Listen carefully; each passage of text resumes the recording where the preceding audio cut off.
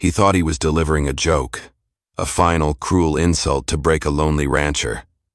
He had no idea he was actually delivering the one weapon that could destroy him. The dust came first. A plume of angry brown against a sky so pale it looked bleached. Silas Blackwood did not look up. Not at first. The sun beat down on his shoulders, a familiar weight, as he mended a stretch of fence with hands that were more leather and scar than skin.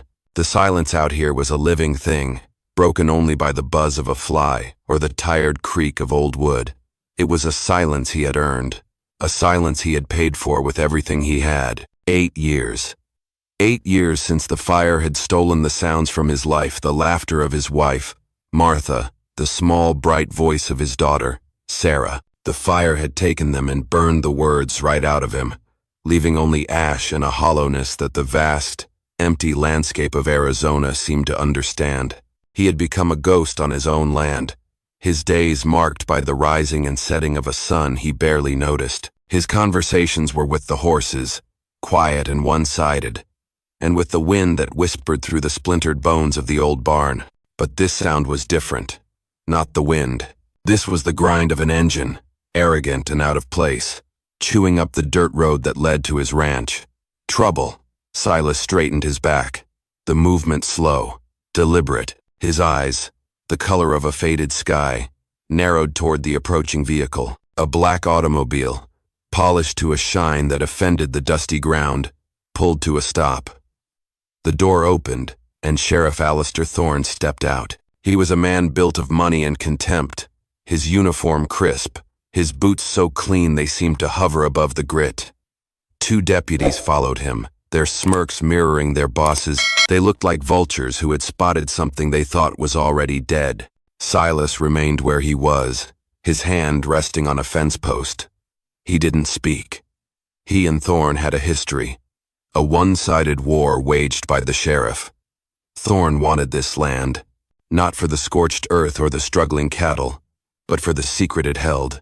A deep, reliable spring, the only one for 50 miles.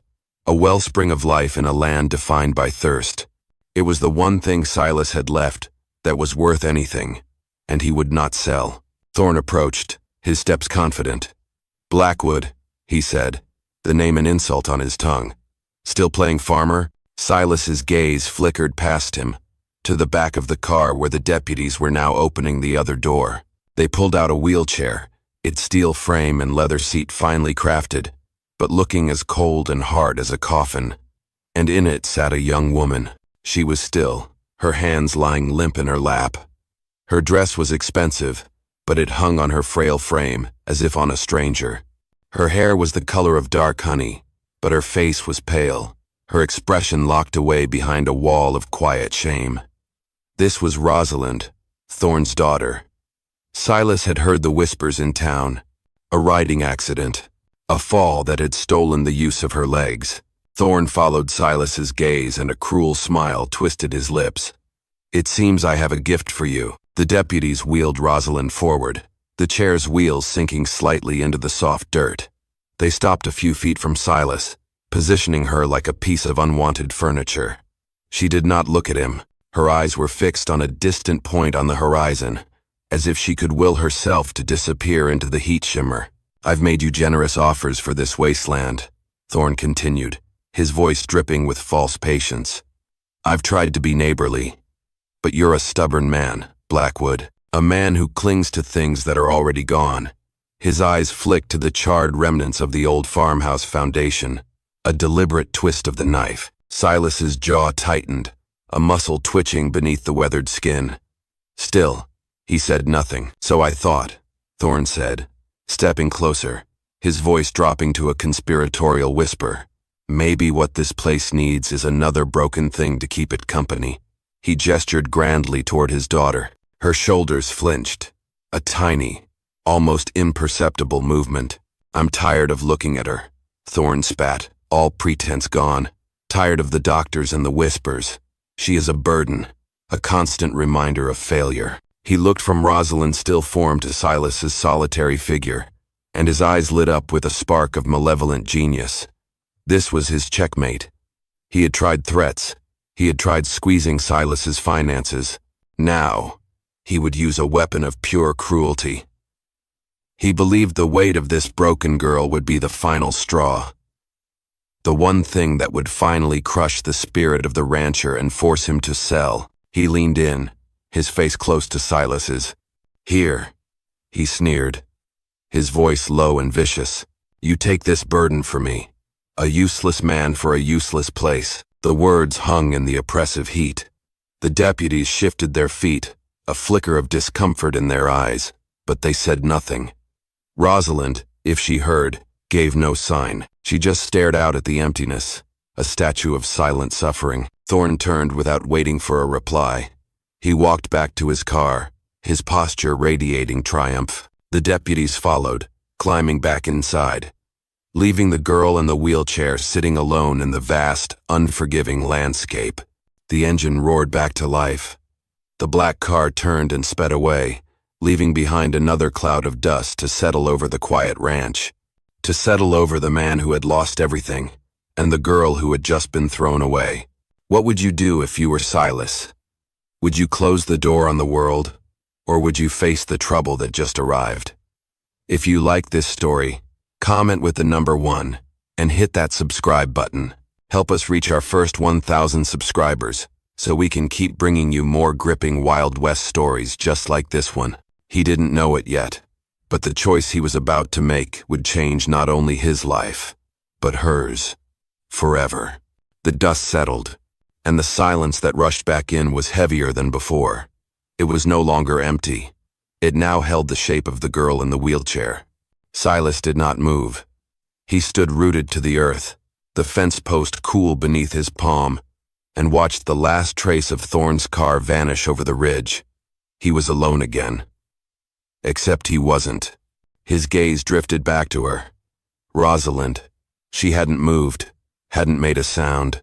She just sat there, a fragile island in a sea of dust and harsh sunlight, her head bowed slightly as if the weight of the sky was too much for her to bear. For a moment, he saw nothing but a stranger. A problem left on his doorstep. The simplest thing to do was turn around, walk back to his house, bolt the door, and let the world handle its own cruelties. It was what he was good at. It was how he had survived.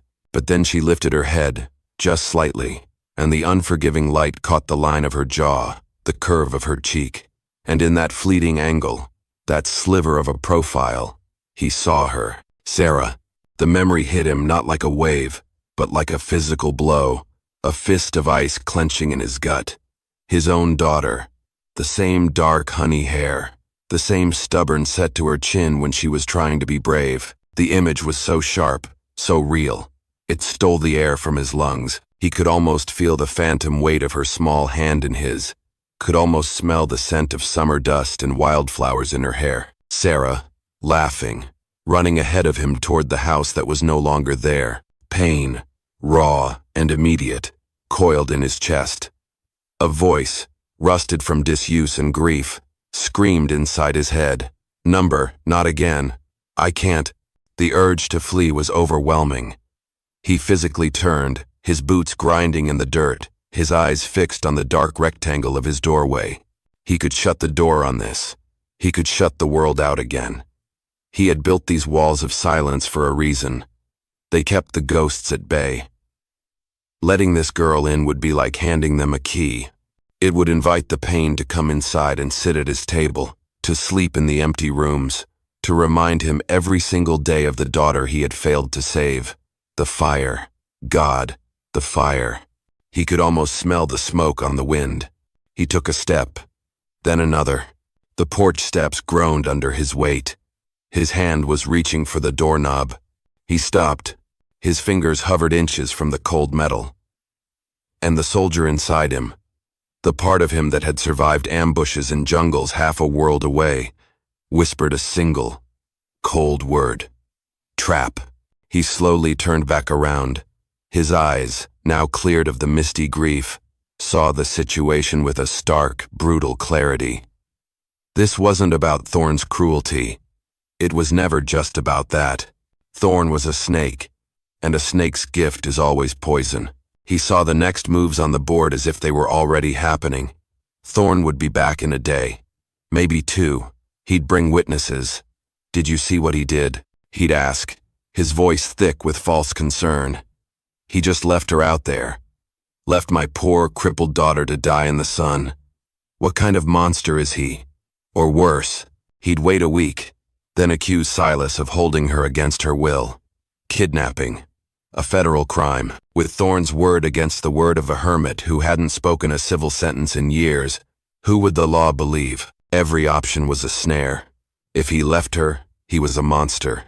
If he took her to town, he was abandoning his ranch and walking right into Thorn's territory. If he kept her, he was walking into a legal cage Thorn had spent months building. The girl wasn't the burden. She was the bait. The land, the spring that was the prize. Thorn didn't want to just buy it. He wanted to take it. He wanted to win. Silas let out a slow breath. The fight he had been avoiding for 8 years had just been brought to his front door, and it was wearing his daughter's face. He walked down the porch steps, his movements stiff. He approached the wheelchair, stopping a few feet away. For the first time, he looked Rosalind in the eye. He expected to see fear, or anger, or despair. He saw none of it. Her eyes, a deep, clear blue, were just empty, worn out, like a well that had long since run dry. She had already surrendered to a fate she had no power to change. And in that moment, something shifted inside him. The grief was still there, a cold, hard stone in his belly. But beside it, something else began to stir. A flicker of something hot and sharp, defiance. The same stubborn grit that had kept him alive when all he wanted to do was die. He walked past her to the small, leaning shed beside the barn. He emerged a moment later with 2 long, sturdy planks of wood and a hammer. Without a word, he began to work, laying the planks from the dirt up to the edge of his porch, creating a crude, unsteady ramp. The sound of his hammer striking nails was sharp and rhythmic in the quiet air. Thump, thump, thump. Each blow was a punctuation mark to the silent conversation in his head.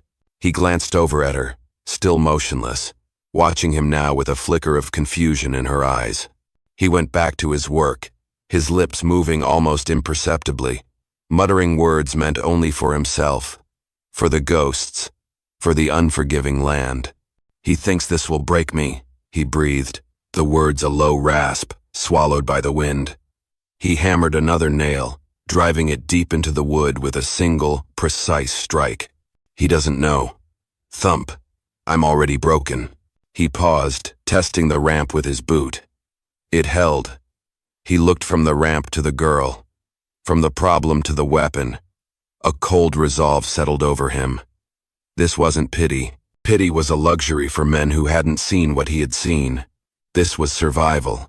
This was war. But I won't let him win. He walked over to the wheelchair. He didn't ask permission. He simply took the handles, his grip firm and sure. He pushed her up the rough ramp, the wheels bumping over the uneven wood. He guided her through the doorway, into the cool, dusty shadows of the home he hadn't shared with anyone in 8 years. He wheeled her into the main room and left her there, turning to close the heavy oak door behind them. The latch fell into place with a solid, final thud. It shut the world out, but this time, he wasn't alone inside. This wasn't an act of mercy. It was the first move in a war he hadn't asked for, but would not lose. Silas has made his choice, bringing the danger inside his walls. Do you think this is an act of compassion or a strategic move in his war against Thorn? Let me know in the comments with the number 2. Now, inside the house, 2 silent strangers must learn to exist in the same space. And what Rosalind discovers next will reveal the man behind the stone-faced mask. The door closed, and the world fell away. For Rosalind, silence had always been the sound of her prison. In her father's mansion, the silence was thick, suffocating. It was the silence of polished floors that no one walked on, of rooms filled with furniture that no one used. It was the heavy, judging silence of a man who could not stand the sight of her. It echoed with unspoken disappointment, with the constant, grinding shame of her own broken body. This silence was different. It was thin, dry, and clean. It smelled of sun-baked dust, old leather, and the faint, lingering ghost of wood smoke. It wasn't the silence of judgment. It was the silence of emptiness. The silence of a place that had forgotten how to be a home. Sunlight streamed through the grimy window panes, cutting the shadows into sharp, geometric shapes and illuminating a million dancing dust motes. No one rushed to wipe them away. No one cared that they were there. For the first time in 2 years, Rosalind felt like she could breathe without her breath making too much noise. Silas left her in the center of the room. He didn't look at her. He moved with a practiced economy, his footsteps quiet on the wooden floorboards. He took a tin cup from a shelf, filled it with water from a bucket, and placed it on a small, unsteady crate beside her wheelchair.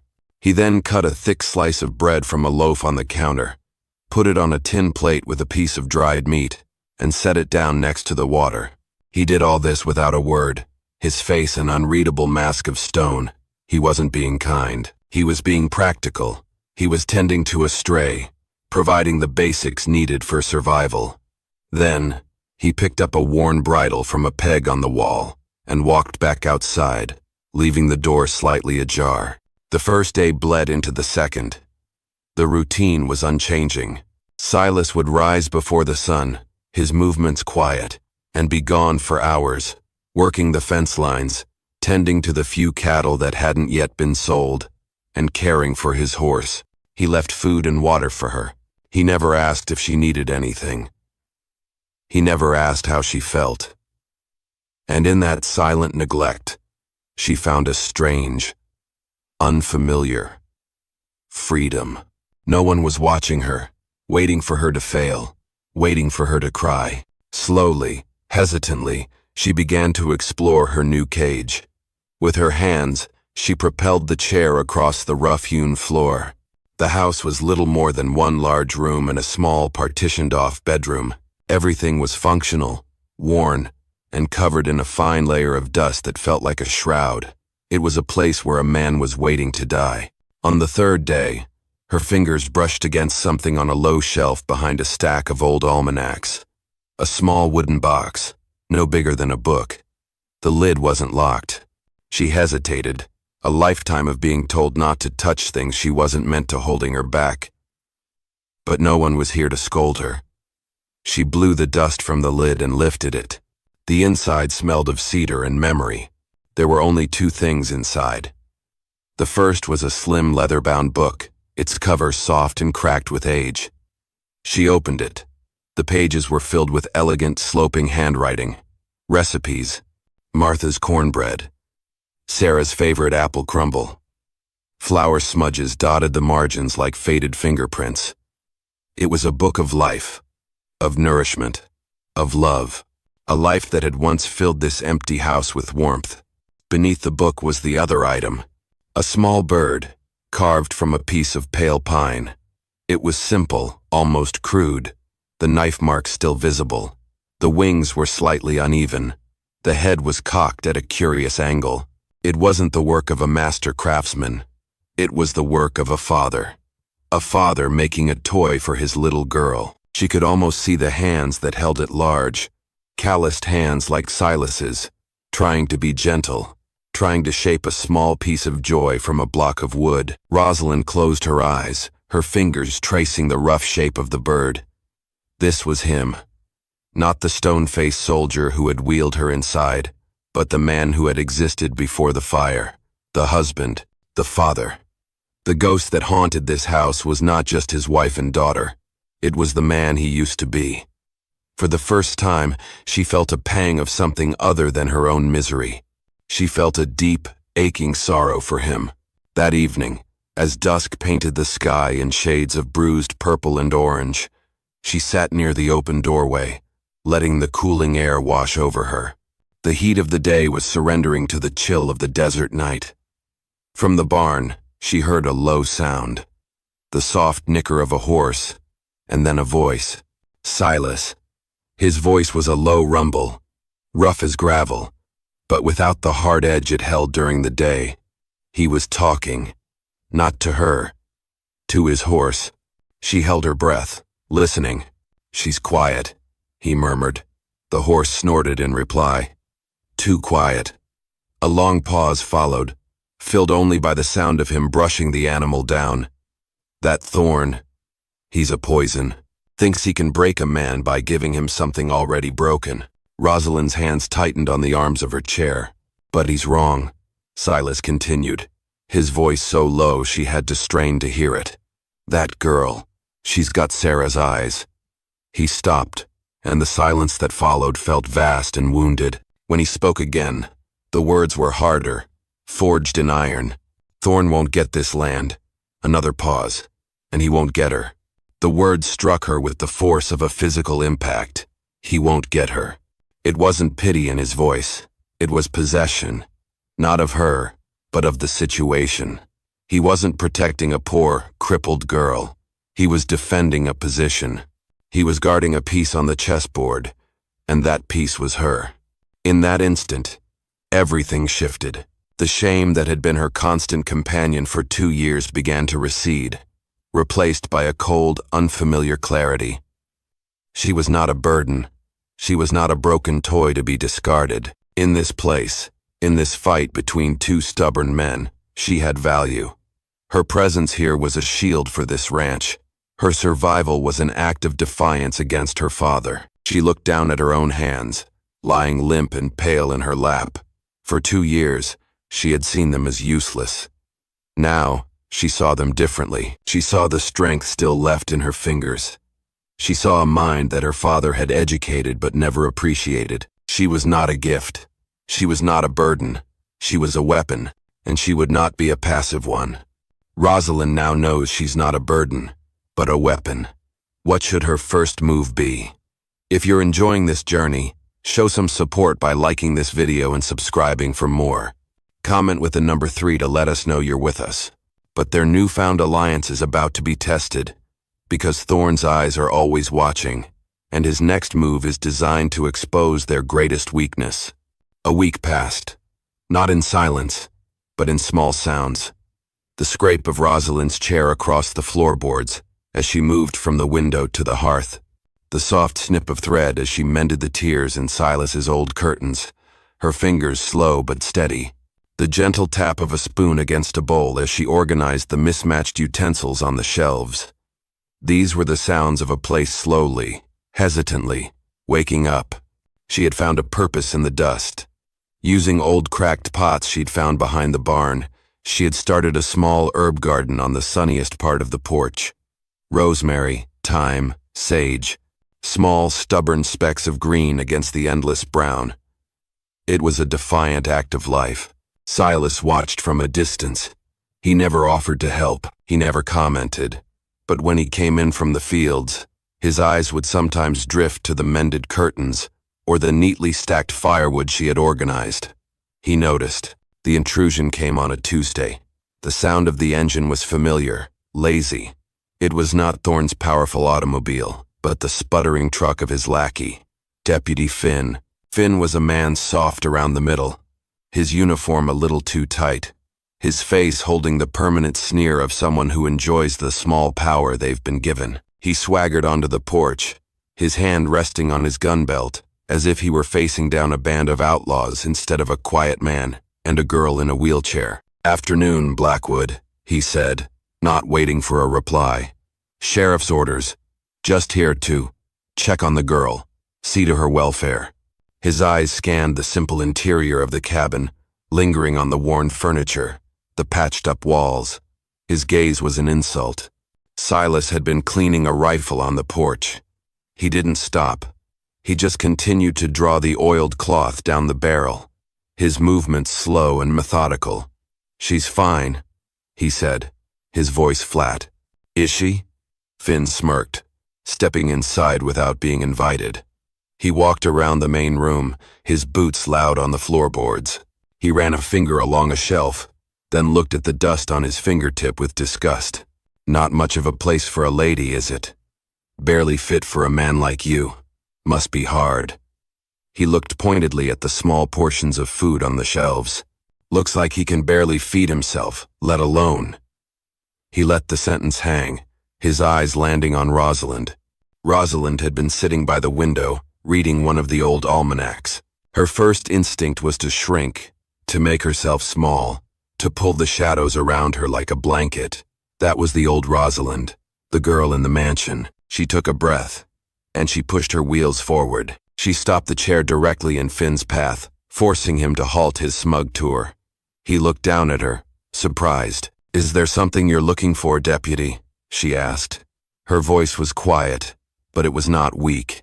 It was clear and steady, like polished stone. Finn was taken aback. "Just making sure you're being cared for properly, miss." "I see," she said. She turned her head slightly. "You mean the curtains?" Finn followed her gaze to the window, where the mended fabric hung straight and neat, no longer letting in drafts. "I fixed those yesterday." She then gestured with her chin toward the hearth. "And the firewood? It was a mess. I had Mr. Blackwood bring it in, and I stacked it so it would dry evenly. It will burn better that way." "One." Her eyes, clear and direct, met his. "And these," she said, pointing toward the porch where her small pots sat in a neat row. "Those are herbs. For cooking. They make the stew taste less plain." She hadn't raised her voice. She hadn't accused him of anything. She had simply, calmly, taken his inspection and turned it into a tour of her own making. She had shown him not a prison, but a home in the process of being built. She had shown him agency, power. Finn's face turned a dull, blotchy red. He was a bully, and bullies only know how to operate when their victim is afraid.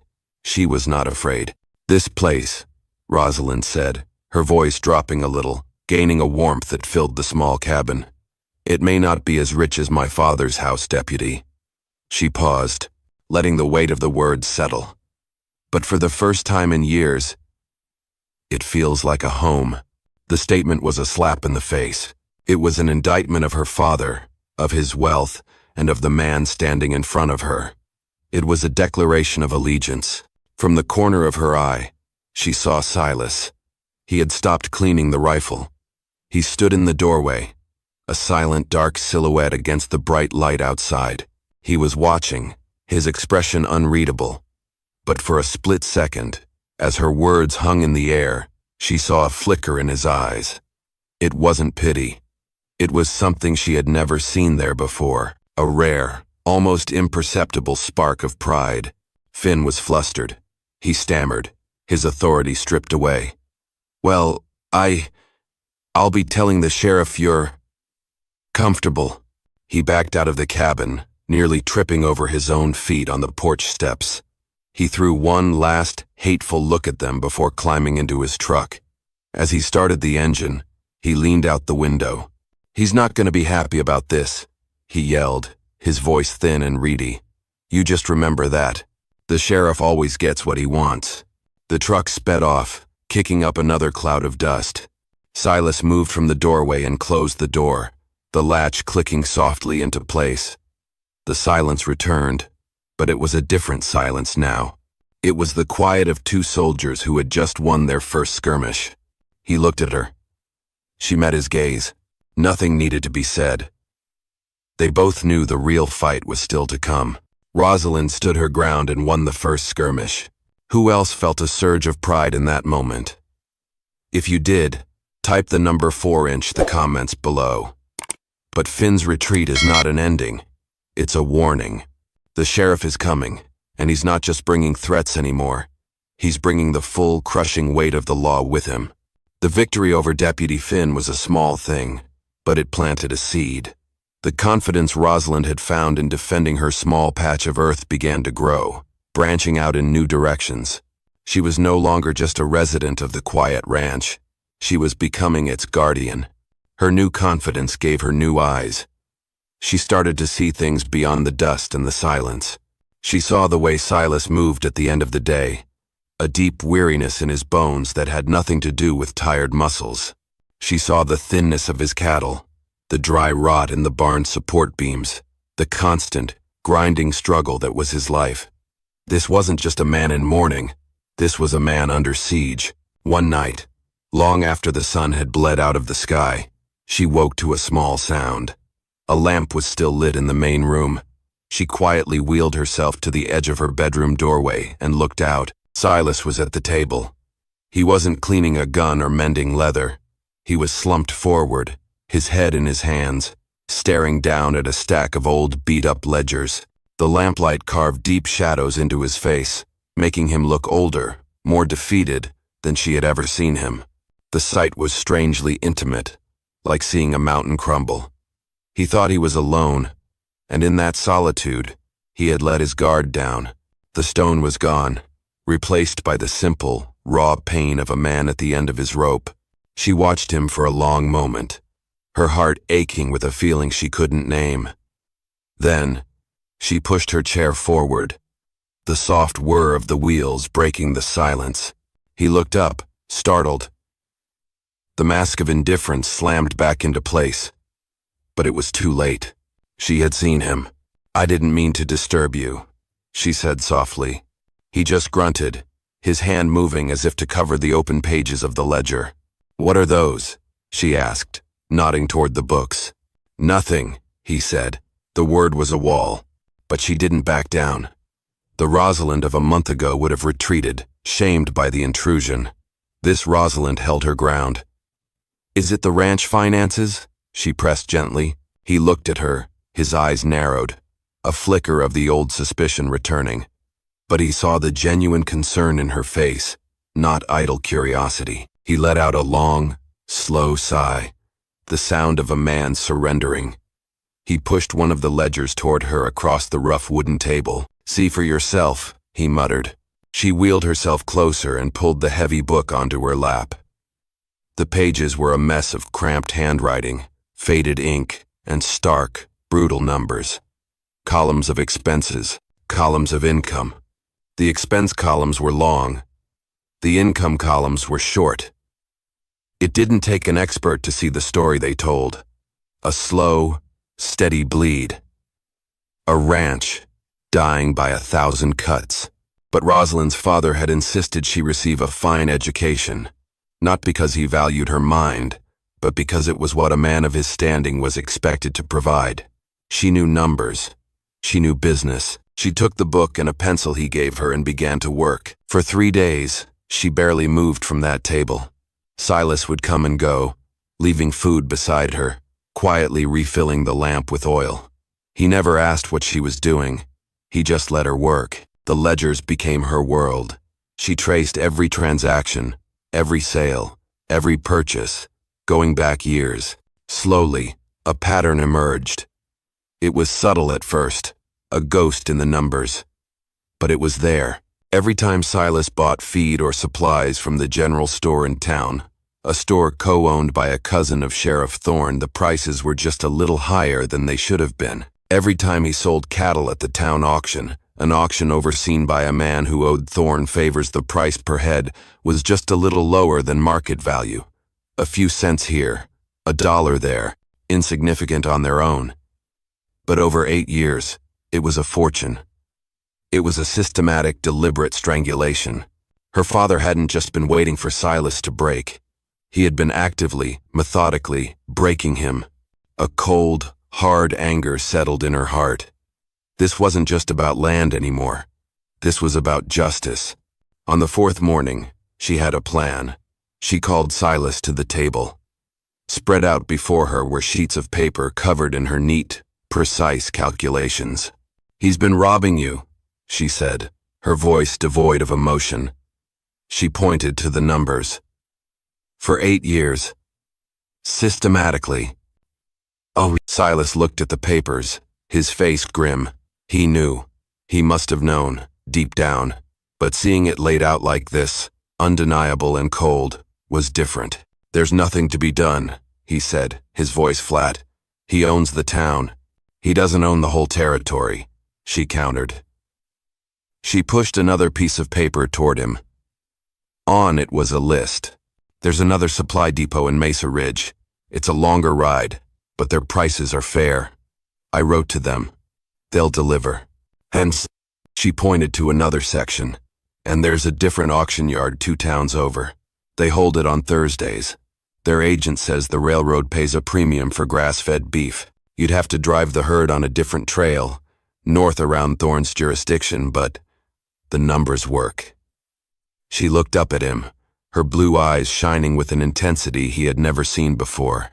It would be hard, but it's possible. He stared at the papers, then at her. He saw not just a plan, but a strategy. He saw a mind at work, sharp and clear. He saw the mind of a general planning a campaign. In that moment, the last of the fragile girl he had wheeled into his house disappeared forever. The woman who sat before him was not broken.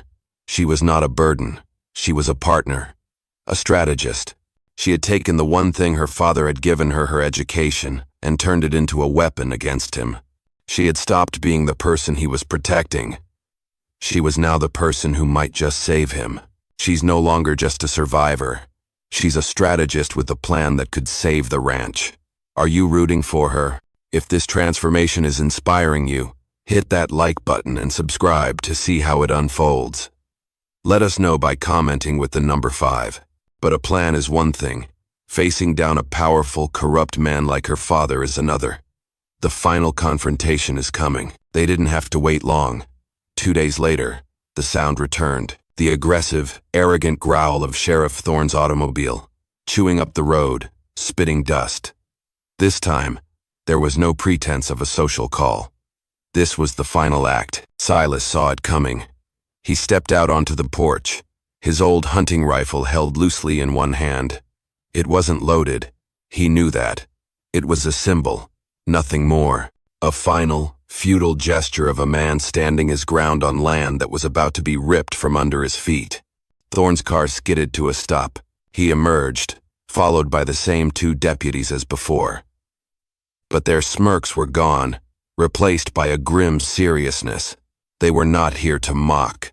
They were here to enforce. Thorne held a piece of paper in his hand, waving it like a victory flag. "It's over, Blackwood," he announced, his voice booming with triumph. He strode toward the porch, his boots kicking up dust. "Foreclosure notice, signed and sealed by the circuit judge this morning, based on your outstanding debts." He smiled, a flash of white teeth in his darkened face. "Seems you're not as good at ranching as you are at hiding." Silas didn't move. He stood at the top of the 3 porch steps, a silent, immovable object. He knew the debts were lies. He knew the judge was in Thorne's pocket. He knew this was a fight he could not win with force, not against the law, no matter how corrupt. But he would not step aside. He would not let the man watch him break. Thorne stopped at the bottom of the steps, looking up at him with utter contempt. "Now, are you going to walk off this property like a man, or do my deputies have to drag you off like the animal you are?" But before Silas could answer, a new sound filled the space between them. The soft, deliberate whir of wheels on wood. Rosalind emerged from the shadows of the cabin. She positioned her chair directly at Silas's side, between him and her father. In her lap, she held the old, battered ledgers. Thorne's face tightened with annoyance. "Get back in the house, girl. This is business between men." Rosalind looked at him. Her face was calm, her expression unreadable. The fear was gone. The shame was gone. All that was left was a cold, quiet strength. "Is this business about the loan from the cattleman's bank?" she asked, her voice carrying clearly in the tense silence. "The one you co-signed for him in the fall of 2086, at an interest rate 3 points above what was legal." Thorne froze. His triumphant smile vanished. A flicker of confusion, then alarm, crossed his face. "What are you talking about?" "I'm talking about the numbers, Father," she said. She opened the top ledger, her finger tracing a line of faded ink. "I'm talking about October of 1887. You charged him 10 cents more per bag for feed than any other rancher in the county. I have the receipts from Miller's Ranch to prove it." The deputies exchanged a nervous glance. This was not how this was supposed to go. Rosalind's voice never rose. It remained level, precise, each word a carefully placed stone building a wall of evidence against him. "I'm talking about the cattle auction in March of 1888, where your man, Mr. Abernathy, paid Mr. Blackwood $2 less per head for his steers than the going rate, and then sold them to the army for a $3 profit, which I'm sure he split with you. She looked up from the book, her eyes locking with his, the eyes of a stranger. These debts, she said, tapping the ledger with her finger, they aren't real. They were manufactured, forged over 8 years of systematic fraud, of theft, of extortion. Thorne's face was turning a dark, mottled red. You shut your mouth, he hissed, taking a step forward. You don't know what you're talking about. Now, don't I? Rosalind's voice was now laced with ice. She looked past her father, at the 2 deputies who stood watching, their hands hovering uncertainly near their guns. He's a sheriff of the law. Is extortion part of that law? Is fraud? She then turned her gaze back to her father. The confrontation was no longer about the ranch. It was about everything. About a lifetime of cruelty and neglect, now distilled into this single, defining moment. You didn't just throw me away, she said, her voice dropping, becoming intensely personal. I understand that now. You've been trying to ruin this man for years, trying to bleed him dry until he had nothing left. Just another ghost in the dust. She paused, letting the truth of her words hang in the air between them. Thorne stood speechless, his rage battling with a growing sense of panic. Then she delivered the final blow. But you made one mistake, father, she said softly, a ghost of a smile touching her lips. It was not a happy smile. It was a smile of grim, terrible victory. You left him your greatest weapon. She held his gaze, her own unwavering. Me. The word landed in the silence like a gunshot. The power in the dusty ranch yard shifted, tilting on its axis. It was no longer the all-powerful sheriff confronting a broken-down rancher. It was a criminal, being cornered by the one witness he never saw coming. The battle lines are drawn, and Rosalind has just turned the tables on her own father. How do you think Thorne will react to being cornered like this? Share your prediction in the comments with the number 6. This is the moment of truth, where years of hidden cruelty are about to explode into the light, and a single, shouted sentence will change everything. For a long moment, nobody moved. The world seemed to hold its breath. Thorne stared at his daughter, his face a mask of disbelief, then fury. The calm, calculated facade he had worn his entire life was cracking, splintering under the weight of her quiet accusations. He had come here for a final, crushing victory, and instead, he had been cornered by the one person he had always dismissed as powerless. The control snapped, his face contorted, twisting into something ugly and unrecognizable. The mask didn't just crack, it shattered, revealing the raw, venomous tyrant beneath. You shut your mouth, he roared, the sound ripping through the quiet air.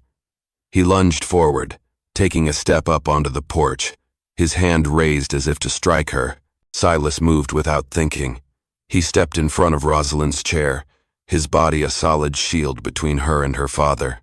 The unloaded rifle in his hand suddenly felt heavier, more menacing. Thorne stopped, his face inches from Silas's, his breath hot with rage. You think this changes anything?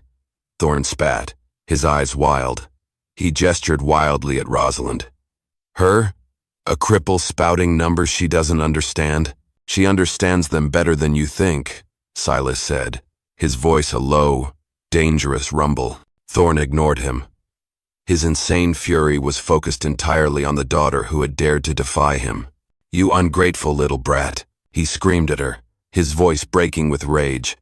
After everything I gave you, the house, the clothes, the doctors, he was losing all control, his words tumbling out, exposing the rotten core of his soul. I should have just let you die after you fell off that horse. The words hit the air and hung there, vibrating with a terrible, naked venom. Silence. A profound, ringing silence. Even the wind seemed to die. The 2 deputies looked at the ground, at the sky, anywhere but at the scene unfolding before them. Rosalind's face went white. The ledger she was holding slipped from her fingers, landing with a soft thud on the wooden planks. She had always believed the fall was an accident, a tragic, random moment that had stolen her life. She remembered the argument that day. She had refused to marry the son of a business associate, a cruel, vapid boy she despised. Her father had been furious. He had screamed at her, told her she was a disobedient fool. To punish her, he had made her ride the most spirited, dangerous stallion in his stable, a horse he knew she couldn't handle. He had stood and watched as she fought for control, watched as the horse reared, watched as she fell. He hadn't caused the accident, but he had created the circumstances for it. He had watched it happen, and he had, in his heart, let it happen. It wasn't just a fall. It was a punishment. The final thread connecting her to the man who was her father snapped. It severed completely, leaving a cold, clean void. Silas saw the dawning horror in her eyes. He saw the truth land on her with the force of a physical blow, and something inside him, something that had been frozen for 8 long years, finally thawed and caught fire. It was the protective rage of a father, not for the daughter he had lost, but for the one he was determined not to lose. He took a slow, deliberate step forward. He was no longer just a man standing on his porch. He was a soldier. He was a protector. He was judgment. His voice, when he spoke, was not loud. It was quiet. It was colder and more dangerous than any shout. "Get off my land." Thorne, still reeling from his own outburst, blinked as if coming out of a trance.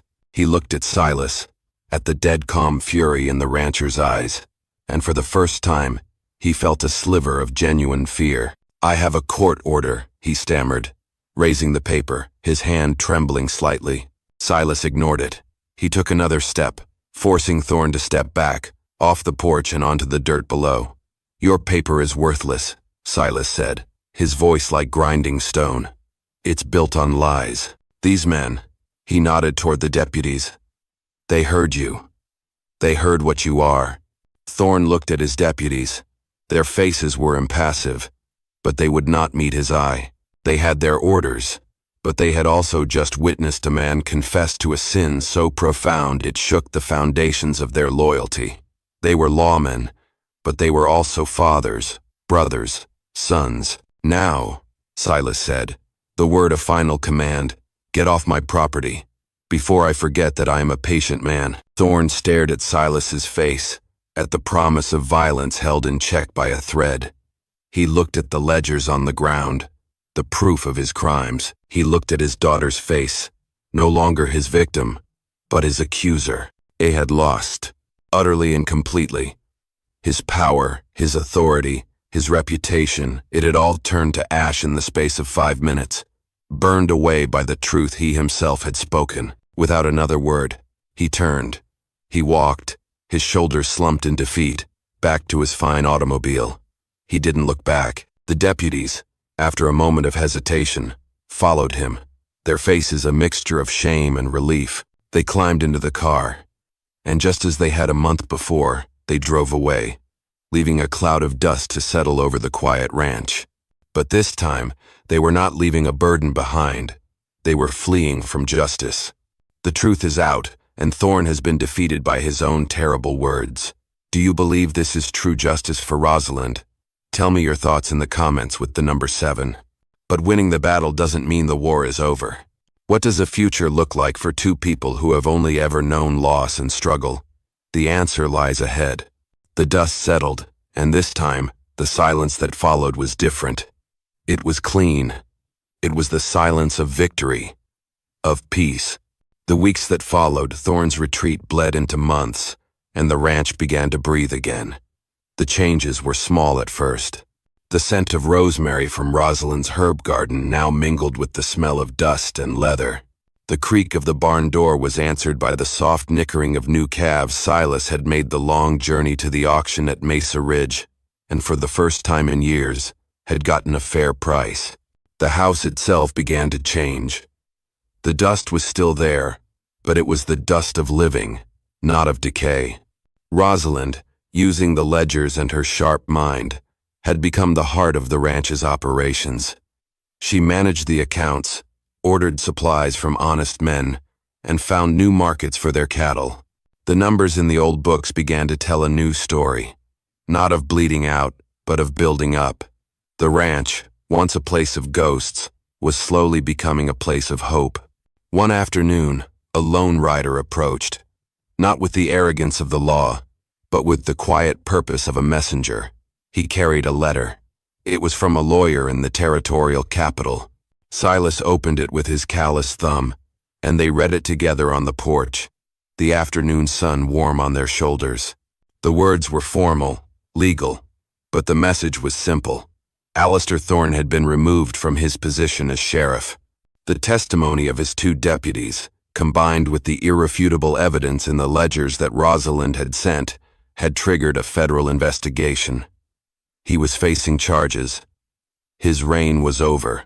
Justice, a thing Silas had stopped believing in, had finally found its way to their small corner of the world.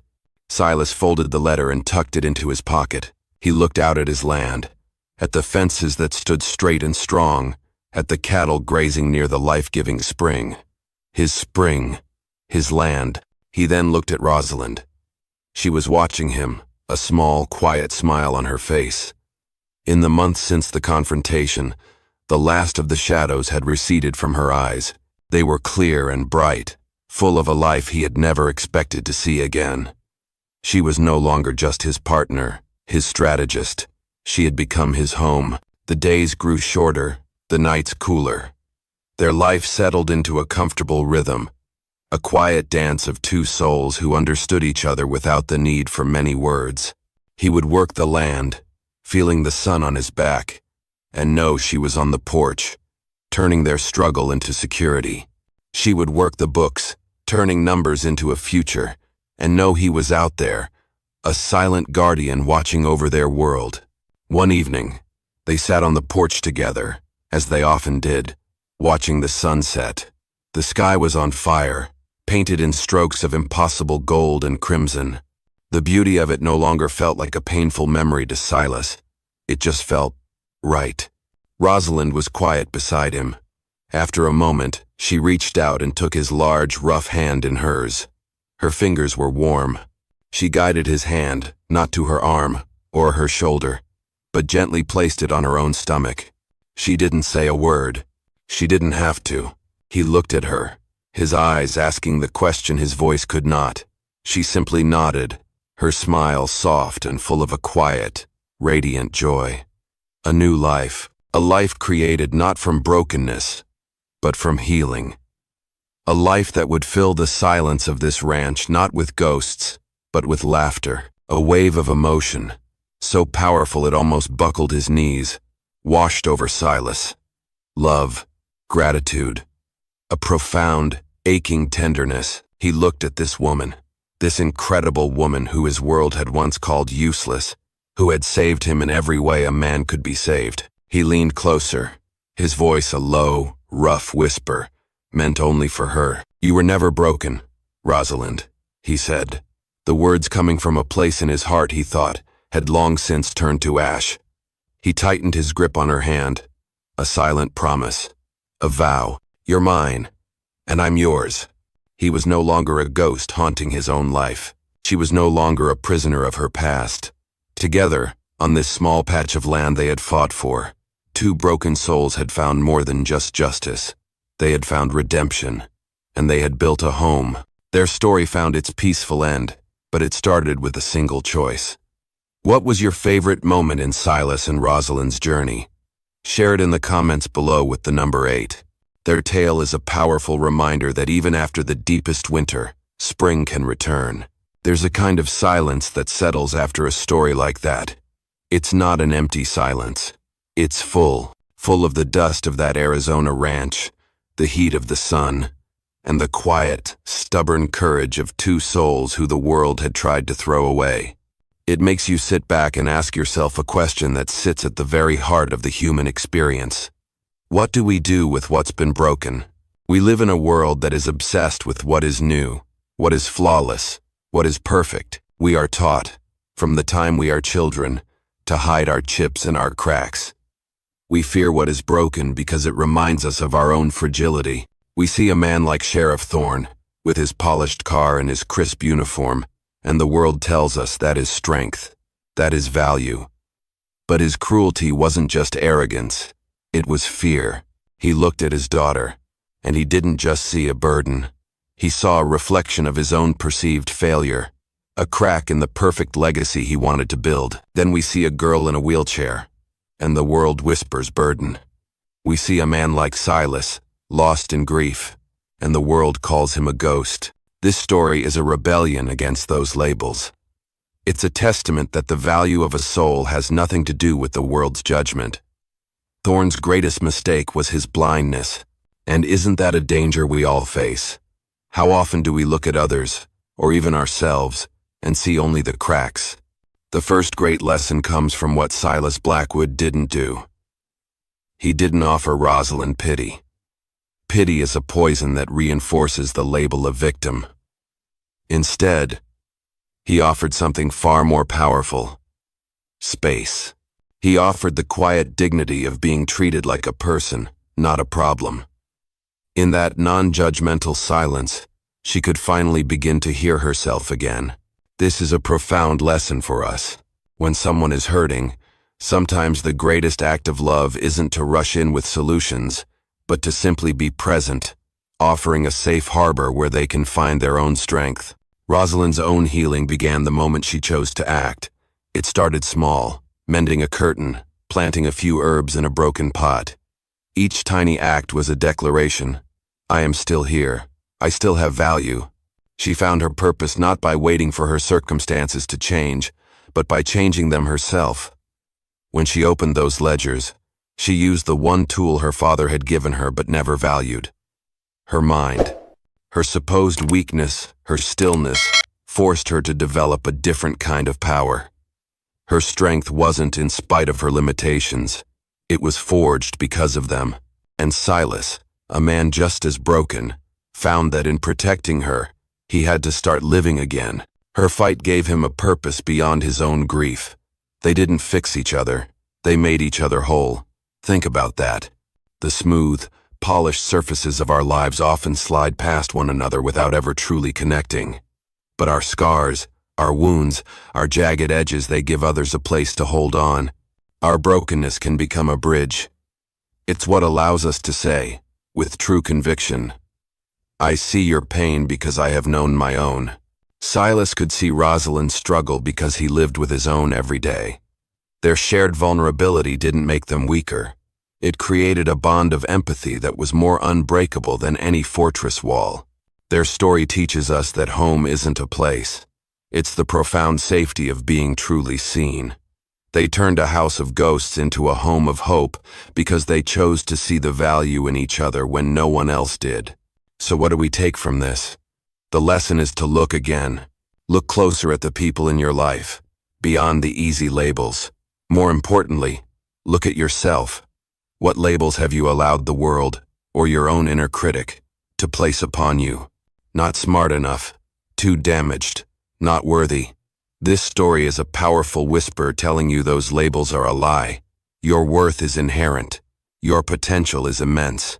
Like Rosalind, your greatest strength might be hidden in the very thing you believe is your greatest weakness. Embrace those parts of your story. Don't hide the scars. They are proof that you survived what was meant to destroy you. Don't silence the grief. It is proof that you had the courage to love.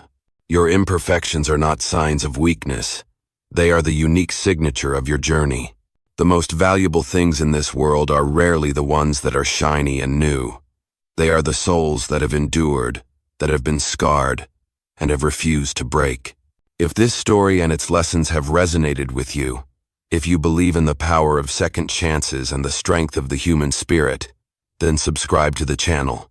Because every story is a reminder that even in the harshest landscapes, hope can take root, and the most broken things can bloom into something beautiful. Join us as we continue to explore the stories that remind us of who we are and who we have the courage to become.